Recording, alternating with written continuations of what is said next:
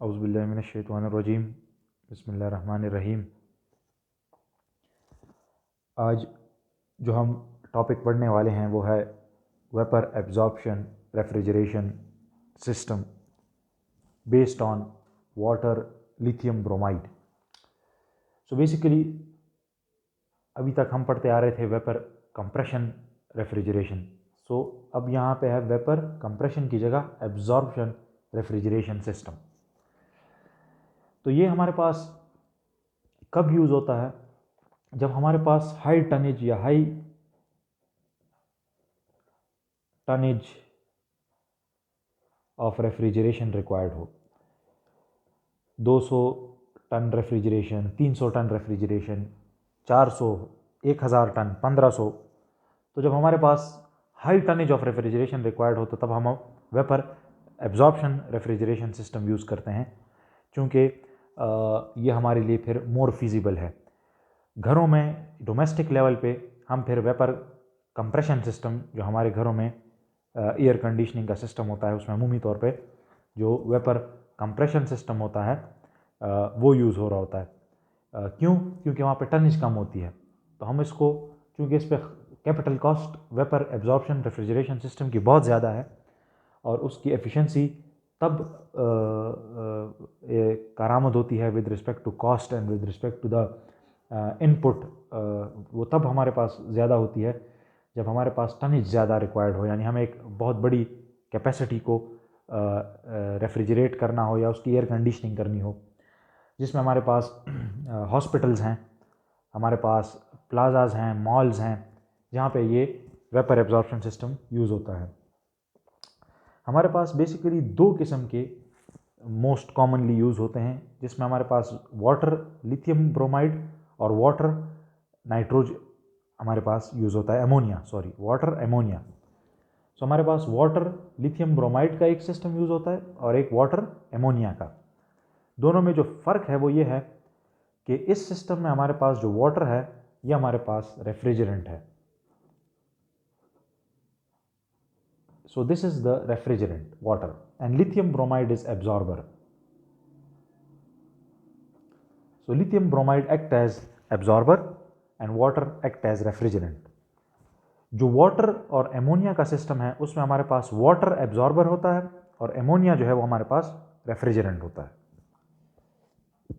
अच्छा जी, अब एक और इम्पॉर्टेंट चीज़ कि वो हमारे पास हाई टनेज ऑफ रेफ्रिजरेशन के लिए एक तो ये सिस्टम यूज़ होता है, दूसरा इसमें जो बुनियादी फ़र्क है, इसमें कंप्रेशन का जो स्टेज होती है, यानी जो कंप्रेसर है वो यूज़ नहीं होता। So there is no compressor involve. जबकि पिछले जो हमारे पास वेपर कंप्रेशन सिस्टम था उसमें कंप्रेशन के लिए हम कंप्रेसर यूज़ करते थे। सो यहाँ पे जो कंपोनेंट नहीं है, जिसकी ज़रूरत नहीं है, वो कंप्रेसर है। तो हमारे पास इस सिस्टम में कोई कंप्रेसर चीज़ नहीं होती। जो मेजर कंपोनेंट्स है उसमें हमारे पास लो प्रेशर चैम्बर होता है। ये जो वेपर एब्जॉर्प्शन सिस्टम है रेफ्रिजरेशन, इसमें हमारे पास लो प्रेशर चैम्बर होता है, हमारे पास हाई प्रेशर चैम्बर होता है और इसके अलावा पंप्स होते हैं, heat exchanger, cooling tower and various control valves. So जो बेसिक साइकिल है वेपर एब्जॉर्प्शन रेफ्रिजरेशन का, वो बेसिकली हमारे पास low pressure, high pressure pump, heat exchanger और कूलिंग टावर और वाल्व के थ्रू ही ऑपरेट हो रहा होता है। हमारे पास लो प्रेशर चैम्बर में दो कंपोनेंट्स होते हैं, इवापोरेटर एंड एब्जॉर्बर, और हाई प्रेशर चैम्बर में हमारे पास कंडेंसर और जनरेटर होता है। अब इनकी अरेंजमेंट कैसे होती है इन तमाम कंपोनेंट्स की, सो उस पर अभी हम डिटेल में जाएंगे और फिर ये साइकिल या ये जो वेपर एब्जॉर्प्शन सिस्टम है ये काम कैसे करता है, तो उसके इंट्रोडक्टरी जो लेक्चर है वो आज हम करने वाले हैं। अब इन्हीं कंपोनेंट को आपस में लिंक करके हमने बेसिकली ये वेपर एब्जॉर्प्शन रेफ्रिजरेशन सिस्टम जो है इसको ऑपरेट करना है और देखना है कि ये काम कैसे करता है लिथियम ब्रोमाइड जब हम यूज़ करें। सो ये हमारे पास बेसिकली सिस्टम है जहाँ पे ये तमाम कंपोनेंट्स आपको शो होंगे। कलर्स हैं different type of colour use किए हुए हैं ताकि आपको आसानी हो। तो जहाँ पे भी आपको ये ब्लू कलर नज़र आएगा वो कूलिंग वाटर होगा, ये ऑरेंज कलर जो नज़र आएगा सो ये आपको dilute lithium bromide solution, green colour में आपके पास रेफ्रिजरेंट, येलो कलर में आपके पास स्टीम, रेड कलर में आपके पास कंसंट्रेटेड लिथियम ब्रोमाइड सोल्यूशन और पर्पल कलर में आपके पास चिल्ड वाटर। सो इस डायग्राम में ये कलर स्कीम यूज़ हुई है और अब देखते हैं कि ये साइकिल काम कैसे करता है। सो जो हाई प्रेशर और लो प्रेशर चैम्बर्स की मैं बात कर रहा था, सो ये हमारे पास हाई प्रेशर चैम्बर है जिसमें मैंने आपसे कहा था कि कंडेंसर और जनरेटर होते हैं, और ये देखें इसको सेपरेट किया हुआ है इस सेपरेटर के थ्रू। इसके बाद हमारे पास लो प्रेशर जो चैम्बर है उसमें हमारे पास इवापोरेटर और एब्जॉर्बर होता है। सो लो प्रेशर में हमारे पास एब्जॉर्बर, इवापोरेटर और हाई प्रेशर में हमारे पास कंडेंसर एंड जनरेटर होता है। नाउ ये प्रोसेस होता कैसा है, बेसिकली ये हमारे पास आप देखें तो रेफ्रिजरेंट पंप है, ये हमारे पास सोल्यूशन पंप है। यहाँ पे हमारे पास लिथियम ब्रोमाइड है, यहाँ पे हमारे पास रेफ्रिजरेंट यानी वाटर है। ये जो ग्रीन कलर आपको दिख रहा है ये रेफ्रिजरेंट है, वाटर। अब ये रेफ्रिजरेंट जब पंप के थ्रू यहाँ से आता है तो ये यहाँ पे चूंकि लो प्रेशर है तो जब ये स्प्रिंकल होता है तो ये इवापोरेट हो जाता है। जब ये इवापोरेट होता है तो बेसिकली यहाँ से ये इस चैम्बर में आके इस एब्जॉर्बर में एब्जॉर्ब हो जाता है। तो ये वाटर वेपर्स जो हैं these are being absorb by the lithium bromide. अब ये लिथियम ब्रोमाइड का एक डाइल्यूट सोल्यूशन, जैसे आप देख सकते हैं यहाँ पे ये ऑरेंज कलर है, तो ऑरेंज कलर को मैं लिख चुका हूँ कि ये डाइल्यूट लिथियम ब्रोमाइड सोल्यूशन है। अब इसमें डाइल्यूट क्यों है, क्योंकि अब ये कंसंट्रेटेड लिथियम ब्रोमाइड सोल्यूशन नहीं है। क्यों? क्योंकि इसमें वाटर वेपर शामिल हो गया है, वाटर शामिल हो गया। अब वो वाटर को जब ये एब्जॉर्ब करता है तो उसमें आपके पास तकरीबन 60% लिथियम होता है उस सोल्यूशन में। मैं यहाँ लिख देता हूँ 60% हमारे पास लिथियम होता है, जबकि हमारे पास 40% हमारे पास उसमें H2O होता है उस सोल्यूशन के अंदर। हमारे पास 40% उसमें वाटर आ जाता है और 60% लिथियम होता है, लिथियम ब्रोमाइड। मैं पूरा लिख देता हूँ, लिथियम ब्रोमाइड। अब ये पंप, सोल्यूशन पंप, इस सोल्यूशन को, डाइल्यूट सोल्यूशन को पंप करता है and passing through a heat exchanger. उस पर थोड़ी देर में हम बात करते हैं। अब यहाँ से जब वो पास होता है और ऊपर जाता है तो यहाँ पे वो स्प्रिंकल हो जाता है यहाँ से इनटू दिस जनरेटर। सो हमने लो यहाँ से इवापोरेट हुआ रेफ्रिजरेंट यानी वाटर, उस वाटर को लिथियम ब्रोमाइड ने एब्जॉर्ब किया। उस लिथियम ब्रोमाइड सोल्यूशन को हमने पंप कर दिया थ्रू अ हीट एक्सचेंजर ताकि वो थोड़ा सा जो है हीट एक्सचेंज हो between the concentrated and the dilute lithium bromide solution. उस पर हम थोड़ी देर में आते हैं। और उसको हीट एक्सचेंजर से पास करके हम जनरेटर में ले गए। जनरेटर में क्या होता है कि जनरेटर में यहाँ से स्टीम इन होती है और स्टीम आउट होती है। स्टीम या हॉट वाटर आप कुछ भी यूज़ कर सकते हैं। सो स्टीम या हॉट वाटर यहाँ पे आती है और ये जो हमारे पास सोल्यूशन आता है उसमें से वाटर को एवापोरेट कर देती है, क्योंकि वाटर का जो बॉइलिंग पॉइंट है वो लिथियम ब्रोमाइड से पहले आता है, यानी वो जल्दी बॉयल हो जाता है। तो वाटर जो इस सोल्यूशन में आ रहा है हमारे पास, यहाँ पे आप अगर देख सकते हैं तो जो हमारे पास सोल्यूशन आ रहा था उसमें वाटर था। अब वो वाटर जो है जैसे ही स्टीम आती है तो वो वाटर इवापोरेट हो जाता है। जब वो इवापोरेट हो जाता है तो वो इस चैनल के थ्रू पर चला जाता है। ठीक है जी, यहाँ से वो इवापोरेट, अब लिथियम ब्रोमाइड जो है वो नीचे आ जाता है इन अ कंसंट्रेटेड फॉर्म। अब ये कंसंट्रेटेड क्यों है? क्योंकि इसमें जो वाटर है वो नहीं है, या मैं कहूँ तो नेग्लिजिबल है, जिसको हम इग्नोर कर सकते हैं। सो इट इज़ हाईली, तो इट इज़ कंसंट्रेटेड। अब ये कंसंट्रेटेड लिथियम ब्रोमाइड जो है ये वापस यहाँ से होता हुआ थ्रू दिस एक्सचेंजर हमारे पास वापस स्प्रे होता है और चूंकि प्रेशर लो है तो ये हमारे पास कंडेंस होके यहाँ पे दोबारा हमारे पास लिथियम ब्रोमाइड का सोल्यूशन आ जाता है, जो अगेन वाटर के साथ मिक्स होता है और फिर ये साइकिल चलना शुरू कर देता है। अब वहाँ से जो वाटर वेपर उड़े, अब वो हाई प्रेशर एरिया है और वहाँ पे यहाँ से हमारे पास जो वाटर है, कूलिंग वाटर, वो हमारे पास इन होता है। कूलिंग वाटर हमारे पास यहाँ से इन हो रहा है। पहले वो यहाँ पे जो स्प्रिंकल हो रहा है उसको कंडेंस कर देता है। कौन सा स्प्रिंकल? जो यहाँ से लिथियम ब्रोमाइड कंसनट्रेटेड आ रहा है, उसको हीट एक्सचेंज हो रही है तो वो जो यहाँ पे स्प्रिंकल हो रहा होता है वो उसको कंडेंस कर देता है और ख़ुद थोड़ा सा रीहीट हो जाता है, जिसकी हमें ज़रूरत होती है, और यहाँ पे वो उस वेपर को कंडेंस करके यहाँ से आउट हो जाता है।